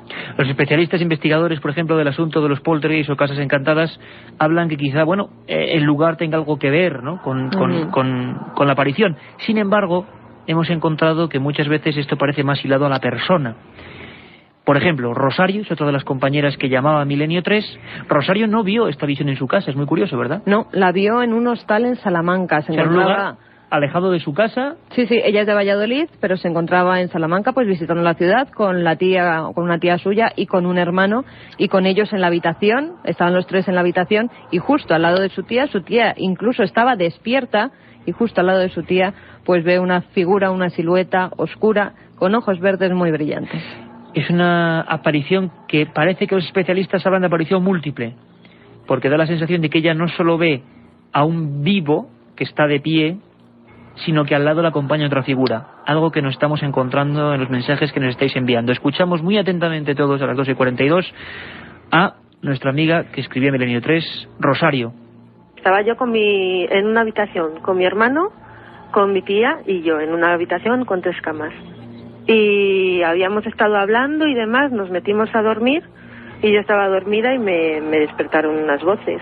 Pero vamos, que no recuerdo ni en ese momento me di cuenta lo que decían las voces, era un susurro. Y me recosté en la cama y con la luz que entraba de la calle, porque teníamos una farola justo enfrente y demás, no nos hacía falta encender la luz, pues vi a mi tía sentada en el borde de la cama bebiendo agua y al lado una silueta oscura era. Y lo único que sí que le brillaban mucho los ojos. En Milenio 3 a veces pasan fenómenos tan extraños como que la psiquiatría oficial, como es en este caso uno de los más prestigiosos psiquiatras y compañero de algunas emisoras, doctor José Miguel Gaona, psiquiatra estricto y oficial, nos hable de una posibilidad que desde luego nos dará para más de un programa: el manejo de nuestras propias alucinaciones. Ahí es nada. Sin embargo, Josep Guijarro nos habla de un último acontecimiento médico psiquiátrico en el que hablaban de que todas estas apariciones podían ser un tipo de sueños muy complejos, muy extraños. Tomad buena nota, quizás sea así. Sin embargo, Guijarro, como todos los investigadores del fenómeno que han ido caso por caso, dicen que no, que hay casos concretos, expedientes, historias que no encajan en ninguna clasificación científica. Tú sabes que en la última reunión anual de Las Vegas, del American Scientific Investigation, realizaron una presentación en el que reducían todos estos casos al asunto de las visiones hipnagógicas e hipnopómpicas. Unas visiones que se dan en el ensueño, antes de irnos a dormir o poco después de despertarnos. Pero claro, ninguna de esas experiencias, que son visiones, uno tiene la certeza de que no son una alucinación. Quiero decir, que persona que padece una alucinación hipnagógica sabe que es una alucinación, y esto no ocurre con los pacientes de dormitorio. Es más, ninguno de los que sufren visiones hipnagógicas sufre después el estrés postraumático documentadísimo en todos aquellos casos que, por supuesto, han padecido un episodio real de abducción, vamos a denominarla así a falta de una definición mayor. Esto ha sido incluso llevado a experimentación. Alvin Lawson, un prestigioso psiquiatra estadounidense, convencido de que todo esto era una cuestión de la mente, desarrolló un experimento en el que pasó un cuestionario con preguntas guías para que los testigos seleccionados por él, alumnos de su universidad, respondieran y recrearan, y todos eran capaces de fabricar una abducción. Hasta ahí muy bien, pero ninguno de ellos, insisto, presentó después ni síntomas, ni heridas, ni nada. Ahí está la polémica médico, psiquiátrica, investigadora. Leo, otro amigo de Vitoria, Carmen, nos escribía, él identificaba, tenía la sensación de que ese individuo o sombra que veía era un familiar. Era su tío que había muerto hace bastantes años, cuando él tenía prácticamente 7 años, y él, cuando tiene esa visita de dormitorio, tiene 15, o sea que habían pasado muchos años, pero le recordaba incluso vestido como él iba siempre, con un jersey, con los pantalones, o sea, y estaba al lado de su cama. Pero él decía algo que desde luego no era nada positivo. Veía cómo incluso se sentaba en la cama y veía el hueco ese del que hablábamos antes que había dejado en el colchón. Bueno, lo escuchamos en palabras de Leo de Vitoria. La verdad es que era un pariente mío que había fallecido, era un tío mío. Y yo estaba en la cama y de repente, yo es que no le vi físicamente, sí que le noté que era él, no sé, mentalmente sabía que era él. Y noté que llegó a mi cama y se apoyó sobre mi pecho. Yo noté en mi pecho pues que estaba encima mío y recaía todo su peso encima mío, me costaba hasta respirar. Entonces me fui hacia un lado de la cama y me puse de costado para liberarme del peso. Y noté cómo el colchón se hundía del peso de mi tío. Se hundía. Entonces él me dijo, ¿qué quieres, cariño? Me estaba hablando. Y yo me asusté ya sabía que era él. O sea, no tenía miedo, pero sí me asusté. Entonces cogí y empecé a gritar a mis padres para llamarles. Y me dijo él, dice, no grites porque no te van a oír. Entonces cogí y encendí la luz de la mesita y de repente pues yo le vi que estaba allí, pero nada, no tenía miedo y empecé a gritar y me dijo lo mismo, no grites que no te van a oír. Y ya cuando ya se fue, pues ya me levanté de la cama y me picaba la garganta. O sea, yo había estado gritando porque me picaba la garganta, tenía la garganta irritada. Experiencias tan reales como la vida misma. El caso Judith fue uno de los que marcó la vida del investigador. Por vez primera, el investigador que va cazando a la presa se encuentra frente a ella. Simplemente en breves trazos, Carmen, ¿cómo empezó este caso? Un caso canario, ¿no?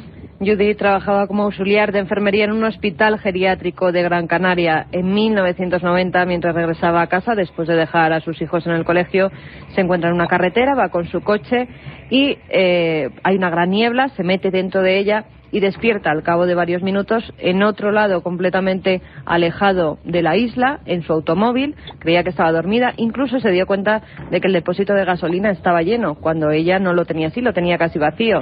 Para ver que no se estaba volviendo loca, fue a 3 gasolineras y comprobó que ninguna de ellas había estado. Judith anteriormente había vivido otro tipo de fenómenos, caía en trance y describía estancias muy luminosas en cuyo centro había una mesa de operaciones. También observó como una luz en su habitación se iluminaba de repente la pared y de repente esa luz se convertía en una bola. Es en ese momento cuando ella se intenta levantar y ve un ser bajito, con ojos rasgados, con los brazos y los dedos, 4 dedos, muy largos, casi arrastrándole hasta el suelo, y el ser medía como 1 metro de alto. Es un caso que investigó a José Guijarro y ocurrió y fíjate, lo que... ¿Sí? También lo que aparecían, marcas en su pecho, muñecas y piernas. Marcas físicas, de heridas. Parecían como si le hubieran clavado agujas o punzones. Guijarro fue allí, José Guijarro. Él creía hasta ese momento que todos los fenómenos eran sugestión de los testigos. Incluso pasó noches en vela en la habitación paralela donde dormía esta testigo. Y una noche pasó lo imposible, lo increíble, algo que ha cambiado la vida de nuestro amigo. Detalle importantísimo, José Guijarro venía de una complicadísima operación de pulmón. Y lo digo porque hemos hablado de que en el 90% de los casos estas visiones ocurren cuando uno ha tenido un trauma importante. Que nos cuente Josep Guijarro, y escuchad muy atentamente porque se ve la tensión que él vivió, cámara en ristre, encorvado sobre la cama y mirando al pasillo donde estaban ocurriendo en esa casa de Canarias el caso de Judith, fenómenos extraños. Os pido mucha atención. Josep nos confiesa lo que él, como investigador y periodista y compañero de Radio Nacional de España, pudo ver. Yo ocupaba el dormitorio adjunto al suyo, era el dormitorio de una niña, el de Dácil, su hija. No tenía puerta, era solamente el umbral, y además era una habitación preciosa cuyo techo inclinado tenía una ventana por la que se veía la luna y el firmamento. Imagínate esa escena, ¿no? Yo armo la cámara, preparo mi grabadora y me quedo semitumbado en la cama a propósito de tener visión. La noche era clara, había suficientemente luz, ¿no? Y no puedo precisar cuánto tiempo pasó desde que nos acostamos hasta que empecé a escuchar unos misteriosos pasos. ¿Qué piensas? Pues que se ha levantado de su cama y yo susurro el nombre de la protagonista. Judith, Judith, ¿estás ahí? Pero Judith no decía nada, nadie respondía. Los pasos se acercaban y entonces sucedió. Vi el perfil, vi la silueta de un ser muy bajito. Calculo lo de bajo porque yo tenía la visión de la baranda de la escalera que descendía del ático. Y ese ser la podía sobrepasar en 20-30 centímetros, por lo que no podía superar el metro 10 de altura. La cabeza estaba completamente pegada a su cuerpo, no pude distinguir cuello. Su cabeza era mucho más grande y redonda, no en forma de pera como generalmente se dibujan los seres o los visitantes de dormitorio. Y descendió de la escalera, pero para mi sorpresa, fíjate tú, Iker, es decir, yo estaba allí para dar caza, si se daba el caso a eso. No pude articular movimiento alguno. Recuerdo que me exhalé el aire, me entró una profunda relajación y quedé profundamente dormido. Y de no haber sido porque al día siguiente esta mujer me dijo, esta noche lo has visto, ¿verdad? Yo hubiera creído que aquello era una alucinación mía. Fue un mazazo a mi razón. Yo estaba convencido hasta aquel punto de que las historias de visitantes de dormitorio tenían su origen y su final en la mente humana. Aquel día dije, yo lo viví.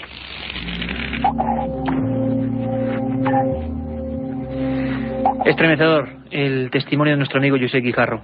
Le preguntábamos a Bud Hopkins, con el que empezábamos el programa, el hombre que creó el gran mito o la gran realidad, a día de hoy, 2003, con tantos miles de casos que le llegaron, ¿qué opina que hay detrás de esto? La cuestión es que ellos no son seres humanos, son un ente, una inteligencia superior. No creo que sean ángeles o demonios o nada de ese tipo. Su naturaleza, para mí, es extraterrestre y están en otra línea interdimensional.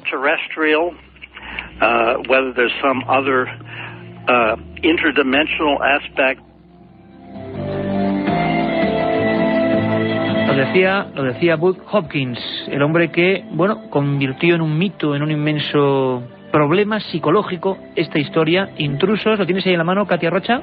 Sí, ya que le hemos entrevistado me gustaría mucho leerlo porque confieso que yo no lo conocía el tema. No sé si voy a poder dormir y si lo leo ya... Vamos con los tres ganadores primero, si te parece. Vale, primero vamos a dar los tres ganadores.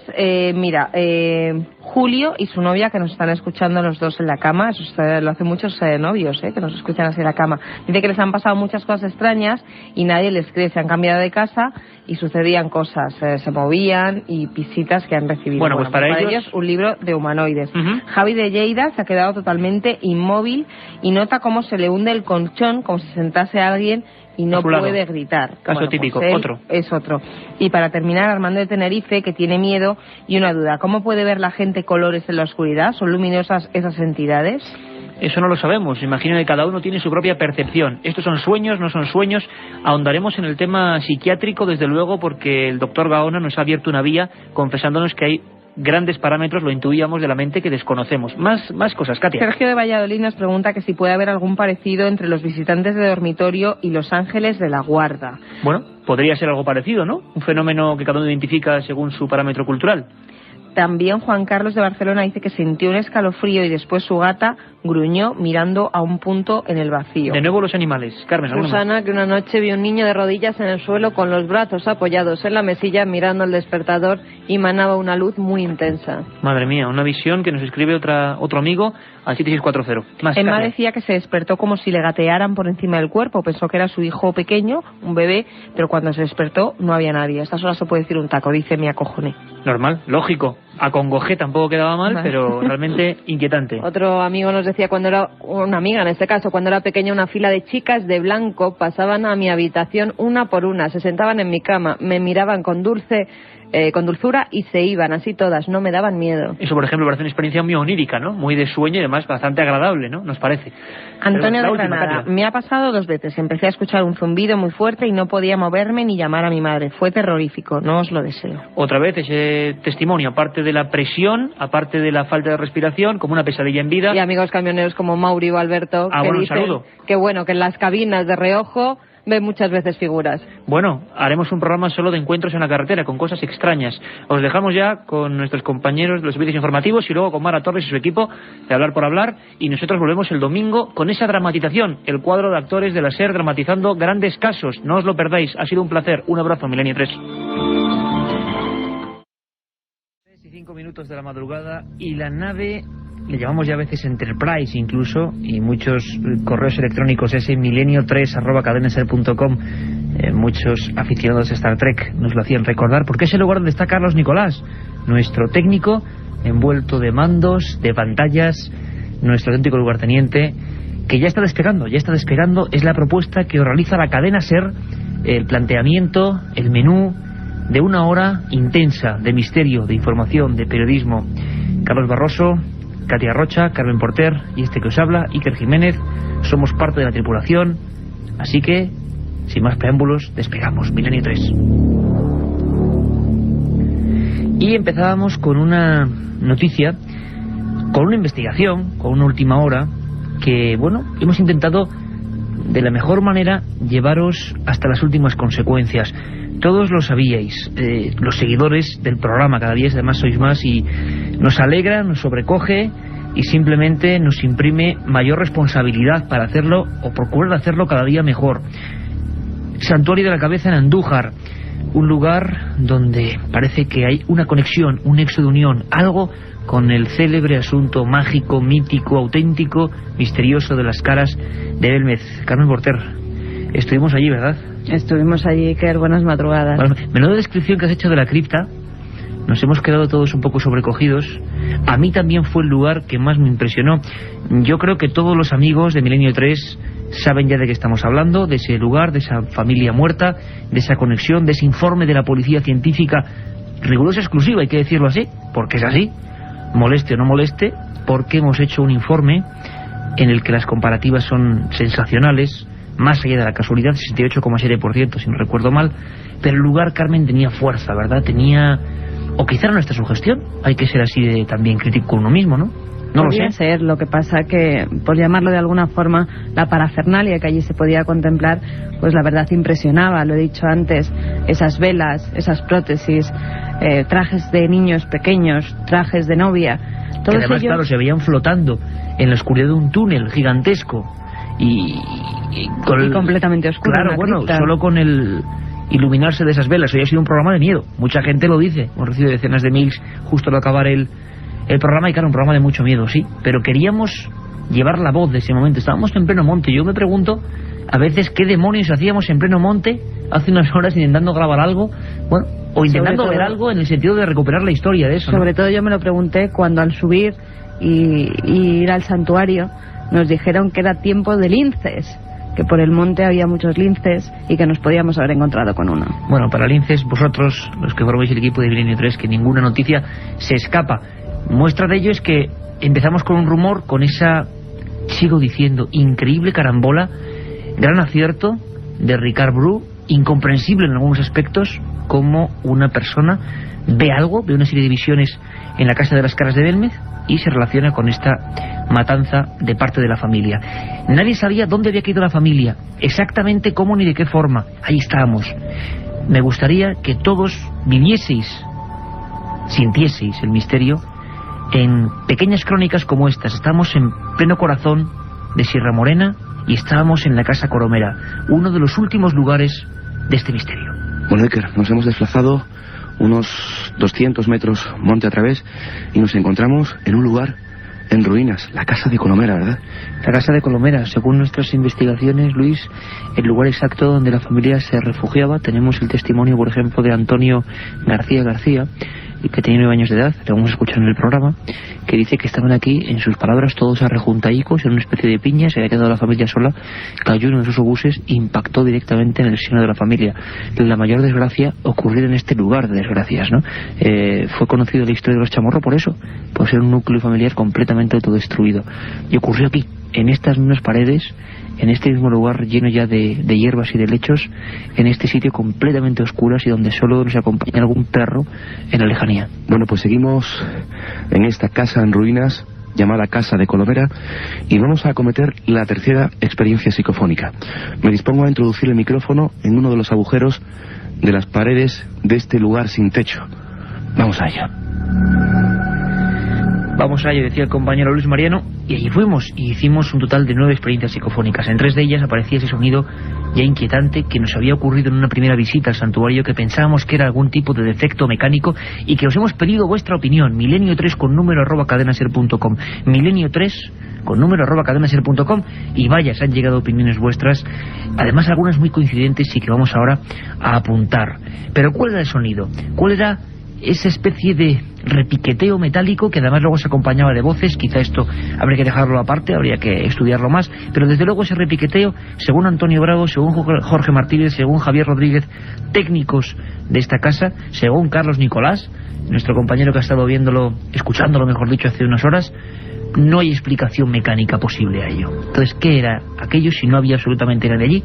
Si no había ningún tipo de central eléctrica en funcionamiento, si no había nada. Y sobre todo porque en 2 puntos muy distantes. Uno, el cementerio, las fosas comunes, y otro, la Casa Colomera, el lugar donde muere toda esta familia. Bueno, este es el sonido grabado por el equipo de Milenio 3 hace tan solo unas horas allí.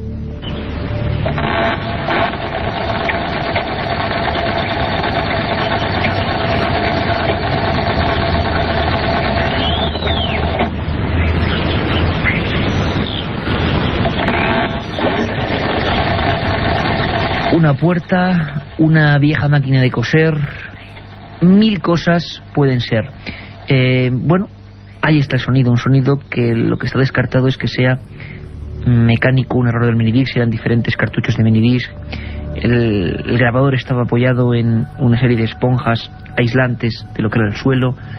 Bueno, no hemos encontrado explicación, y no nosotros, que somos absolutamente negocios en la materia, sino los técnicos de la cadena SER, que son los que realmente saben, tampoco lo encuentran explicación, y algunos incluso como Antonio Bravo, veterano y conocedor de todo el mundo de la electrónica, pues realmente no, y del sonido, pues no se lo podía explicar, le tenía un poco desconcertado. Carmen Porter, hemos empezado a recibir mails y bueno, ¿qué dicen los oyentes? ¿Cuál puede ser su explicación? Que puede ser muy interesante. Nos han dado varias teorías y que vamos a empezar por la de Cristina Pedrera Cajas. Después de felicitarnos, Cristina de Alcorcón nos dice que ha estado escuchando el programa con su madre y que ella cree que lo que se oye podría ser una metralleta por el ruido repetitivo y tan metálico. Una metralleta. Bueno, pues tendría que ver con el lugar, tendría que ver con lo que ocurrió allí. Efectivamente, ante la Casa Colomera, a unos 50 metros, había todo un puesto de lanzador de obuses, de morteros y de ametralladoras de trípode. Y eso lo cuenta, no nosotros, lo cuentan libros como el de los huérfanos de la Guardia Civil, año 58, La botella del santuario de la cabeza, lo cuenta el libro recordatorio Sangre en los riscos, lo cuentan libros como El enigma de la Virgen de la Cabeza. Bueno, varias instituciones, historiadores, que intentan preguntarse también por qué desapareció una virgen allí, porque la virgen desapareció en ese momento allí, pero bueno, sería otra historia. Más mails, Carmen, más hipótesis. Juan desde Cáceres también es de la misma opinión y además nos cita, dice, una ametralladora, la típica utilizada en guerra más o menos antiguas, montada sobre un trípode. Lo que hemos dicho, una ametralladora sobre un trípode. Más, Carmen. Para Alberto nos dice que sobre la psicofonía que hemos escuchado esta noche parece totalmente el motor de una motocicleta antigua. También un elemento antiguo podría ser algo que arranca, pero es extraño porque es completamente asimétrico, a veces tarda 10 segundos en volver a aparecer en la grabación digital, una grabación, como han repetido antes los técnicos de la cadena SER, que no hay ningún motor, es un rayo, el láser, una pista completamente digital que no puede verse afectada. Además, en las otras no aparecía. ¿Qué sentido tendría una moto arrancando? Hablando de sentido, sin duda alguna, la ametralladora. Pero bueno, alguna hipótesis más, Carmen. Millán nos apunta otras dos hipótesis y nos pregunta: ¿no se os ha ocurrido pensar que ese ruido parece ser el de una puerta o un cajón de madera? ¿O podría ser el canto de algún sapo o algún que otro animal de la zona? Bueno, pues quién sabe. Extraño, sí, que en las otras grabaciones, 9 dobles grabaciones en grabadora analógica común y en minidisc no aparezca en ningún momento el sapo. Y hay una cosa que yo recordaba, Carmen, que a mí me inquietó, y es que solo en los momentos en que salen estos 3 sonidos, en 3 grabaciones, es cuando los perros de la lejanía y los animales y los pájaros se vuelven como locos. El resto de grabaciones en el mismo lugar no pasa absolutamente nada. No, curioso, además, ¿verdad? Los pájaros además estaban callados, y cuando pusimos a grabar pues el minidisc también en lo que es la cripta y en la casa colomera, los perros que en ella se escuchan también estaban completamente callados. Carmen. Otras dos hipótesis que nos apuntan Ion, Antolín y Sap. La de una máquina de coser antigua, ese pedaleo de las máquinas antiguas de coser que le recuerdan a cuando sus abuelas cosían en los pueblos. Los dos coinciden, ¿no? Exacto. O sea que ametralladora y máquina de coser antigua y elementos antiguos los más coincidentes, sí, todos ¿no? coinciden en ello. Rubén Darío Díaz también nos dice que le recuerda a la polea de un pozo que tienen en casa también de sus abuelos. Qué bueno. Impresionante, una carpeta llena de opiniones tan solo vuestras. Yo lo digo siempre, sois muy importantes para este programa. Recibimos, y quiero además mandar un abrazo, sucesos en un colegio de Trujillo, Cáceres, además un lugar mítico, avistamientos supuestamente de ovnis, antiguas historias, leyendas urbanas y leyendas reales. Bueno, todo tipo de cosas que recibimos cada semana que nos enorgullecen y que desde luego cada una de ellas serán tratadas, porque vosotros podéis ser informadores. En vosotros está la posibilidad de que esta hora, de 3 a 4, y la primera por supuesto de 10 y media a 11, la cadena SER tenga la mejor información, y la mejor información a veces la dan los mejores oyentes. Y hablando de mejores oyentes y gente con la que sentimos afinidad, qué alegría nos hemos llevado. Alegría porque el periódico, no un periódico cualquiera, sino el periódico decano en la prensa española, El Norte de Castilla, que en los años 70 tuvo colaboradores de la talla de El Padre Felices o Juanjo Benítez informando sobre los misterios, pues hacía muchos años, como algún que otro lugar, muchos años en que no se tocaba el tema del misterio, y con lógica y con certeza, porque claro, viendo la imagen chabacana absolutamente desproporcionada e irreal que dan algunos medios, ¿quién se va a meter a informar de estos temas? Pero el Norte de Castilla lo ha hecho con valentía. Ha habido 2 compañeros, Ángel del Pozo y Pedro García, que empezaron este año pasado una sección Castilla Misteriosa. ¿Te acuerdas, Carmen, que los primeros artículos nos los daban en mano en Valladolid? Sí, con unas conferencias que organizó Nacho Ares, también pues colaborador de este programa, y allí es verdad que nos dieron justo el artículo que ha ganado ese premio, el reportaje que ha ganado, que ha merecido ese galardón para nuestros 2 compañeros. Un galardón que es el premio de periodismo de la Diputación de Valladolid, ni más ni menos, un premio con gran prestigio a nivel de Castilla, un premio que hay radio, hay televisión, prensa escrita, y de toda la prensa escrita en Castilla, un reportaje de nuestros compañeros, un reportaje dentro de una sección que animamos y apoyamos, se llama Castilla Misteriosa, y fijaros el título, El Sillón del Diablo. Pues un auténtico honor y un auténtico orgullo que compañeros y amigos estén en esta senda del periodismo serio, de la repercusión, y que en las páginas de un periódico, sin ningún tipo de marginalidad, se hable de estos temas y haya tal fascinación por parte de los castellanos, y esperemos que dentro de muy poco tiempo, pues por mucha más gente.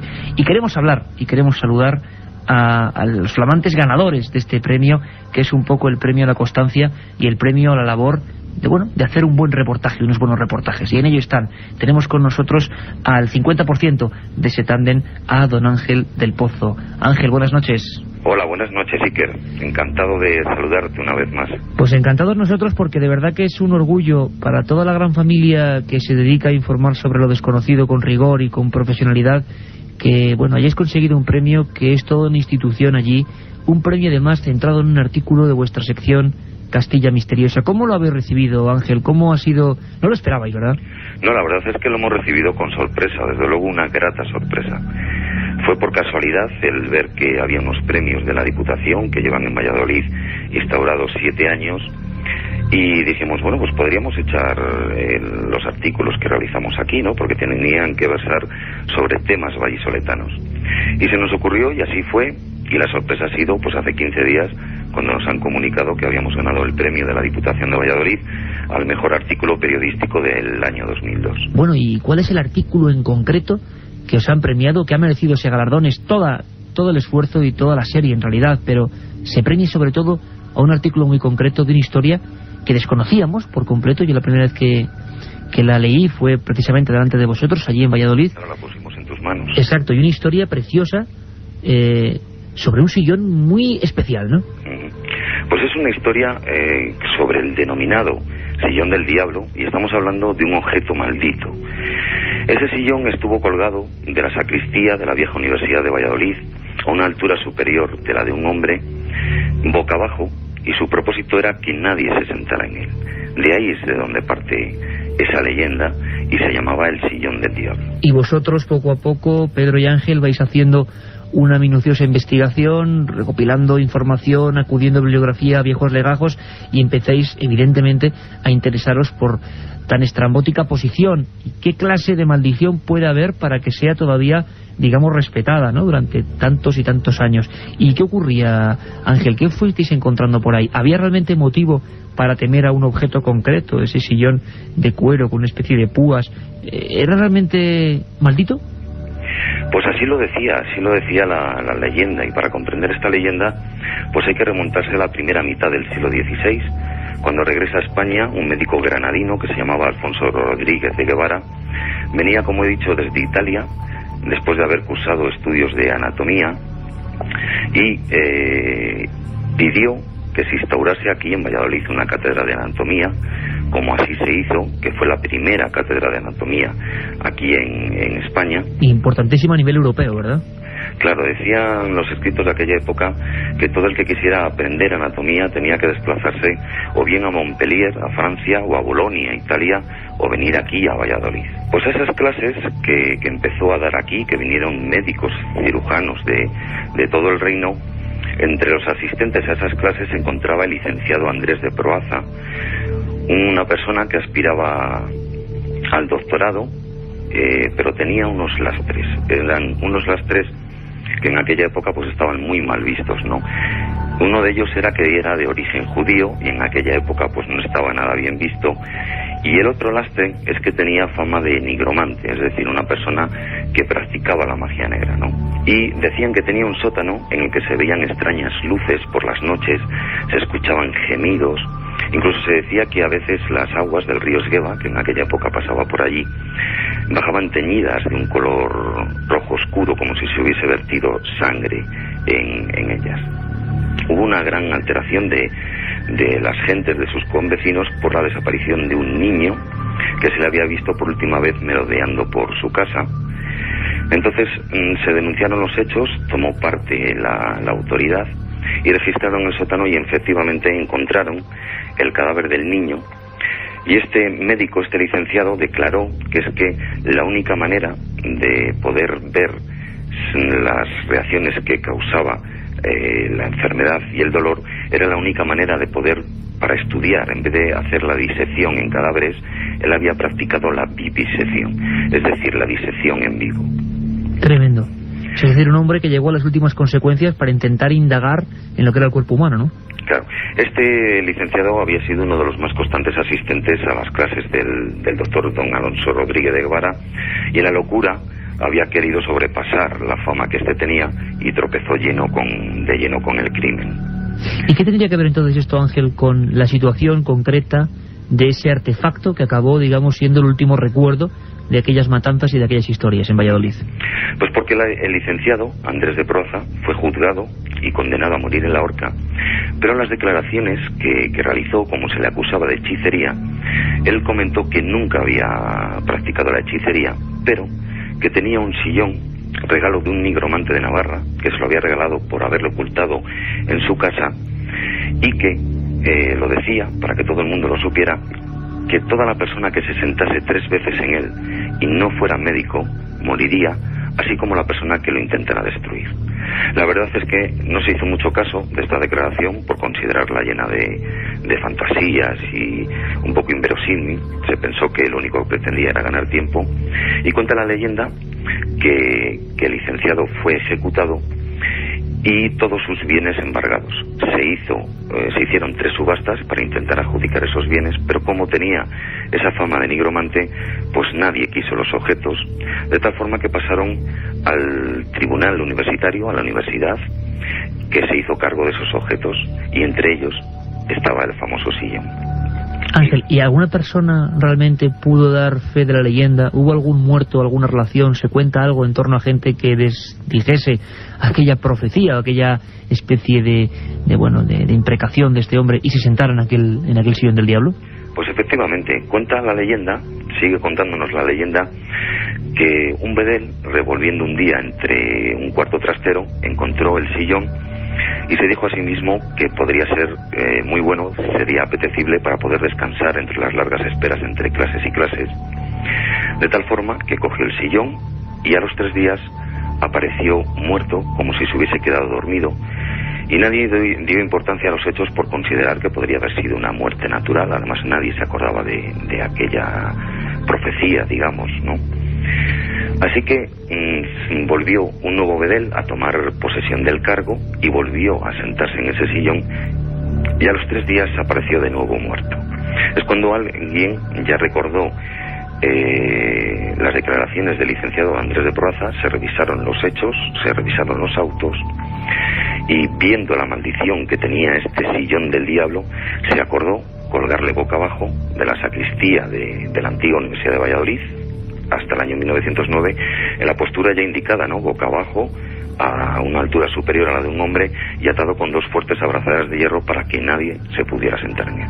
Tremenda historia, preciosa por un lado, sobrecogedora por otro, la historia del sillón del diablo que recuperaban Ángel del Pozo y Pedro García en esa Castilla misteriosa, en esa sección que tan importante labor está haciendo en pro de reconocimiento, de seriedad, de buen hacer y desde luego de alejarse de farándulas, chabacanerías y oscurantismos innecesarios, simplemente periodismo, y en un lugar, como decía nuestro compañero, decano en el periodismo de este país. Pues Ángel, un abrazo para Pedro también. De verdad que en Milenio 3 nos alegramos profundamente de dar la noticia, la primera noticia de este tipo que damos, de que unos compañeros y amigos han sido premiados por su labor. De verdad que un abrazo, no solo nuestro, sino estoy seguro de las miles y miles de personas que siguen Milenio 3. Pues muchas gracias, Iker, pero antes quería añadir, para dejar a nuestros amigos, a nuestros oyentes, con los dientes un poquito más largos, que quizás lo más sorprendente de esta leyenda es que el llamado Sillón del Diablo se conserva hoy en día. Y le podemos encontrar en el Palacio de Fabio Nelli, aquí, en Valladolid, en la plaza del mismo nombre, y que es la sede actual del Museo Provincial de Valladolid. Ángel, Pedro, un abrazo muy fuerte, de verdad, y muchísimas felicidades. Gracias.